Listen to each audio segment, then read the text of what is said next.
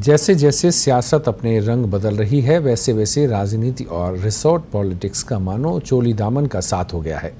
ये बात हम इसलिए कह रहे हैं क्योंकि राज्यसभा चुनाव की बाड़ेबंदी से शुरू हुआ जनप्रतिनिधियों को होटल में कैद करने का खेल अब अपने चरम पर है।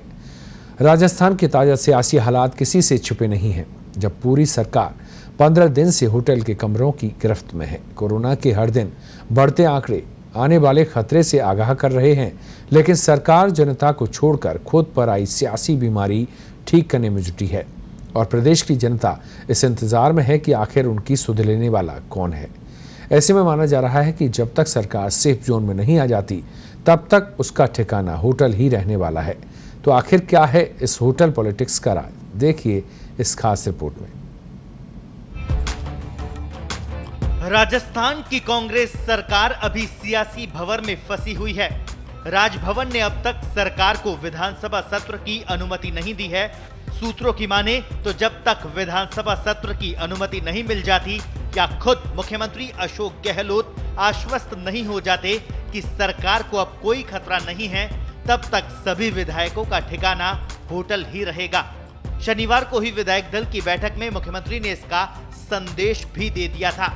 राजभवन के रवैये के बाद सरकार अपने विधायकों को बाहर निकालने से भी बच रही है।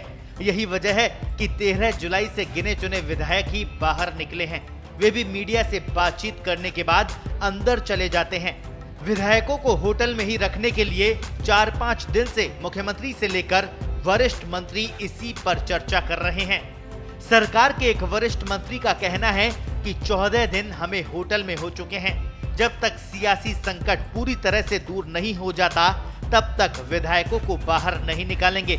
एक अन्य मंत्री ने तो यहाँ तक कहा कि ऐसे संकट में सभी विधायक अलग अलग रहने की बजाय एक साथ रहना ज्यादा ठीक है। बाड़ेबंदी में सख्ती भी ज्यादा दिख रही है। विधायकों पर अघोषित रूप से बाहर आने पर पाबंदी लगी हुई है।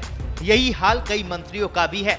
मुख्यमंत्री बैठकों के लिए जरूर सीएमआर जाते हैं। इसके अलावा चिकित्सा मंत्री रघु शर्मा और परिवहन मंत्री प्रताप सिंह खाचरियावास नियमित रूप से होटल से निकलकर शहर तक आते हैं। हालांकि बाहर जाने से पहले मुख्यमंत्री या फिर राष्ट्रीय पदाधिकारियों से अनुमति लेनी होती है। वहीं राज्यसभा चुनाव के दौरान हुई बाड़ाबंदी की बात करें तो उस समय नाम मात्र की सख्ती थी। बहरहाल सरकार पर आया सियासी संकट फिलहाल थमता नजर नहीं आ रहा। पल पल बदलते सियासी घटनाक्रम के बाद ये तय है कि विधायकों का होटल से बाहर निकलना मुश्किल है। ऐसे में सवाल ये कि आखिर इन विधायकों पर होने वाला खर्च कौन वहन कर रहा है। सवाल इसलिए क्योंकि कोरोना महामारी में प्रदेश के आर्थिक हालातों को दयनीय बताकर सत्र बुलाने का हवाला देने वाली सरकार जब होटल में विधायकों पर खर्च कर रही है, तो उसे इस बात का भी जवाब देना होगा कि इन विधायकों के सुख सुविधाओं पर आखिर कौन खर्च कर रहा है। और सवाल बागी हुए पायलट खेमे को भी देना होगा कि कोरोना महामारी में जनता के बीच रहने की बजाय होटल में वो किसके पैसे से ठहरे हैं। ब्यूरो रिपोर्ट, पत्रिका टीवी।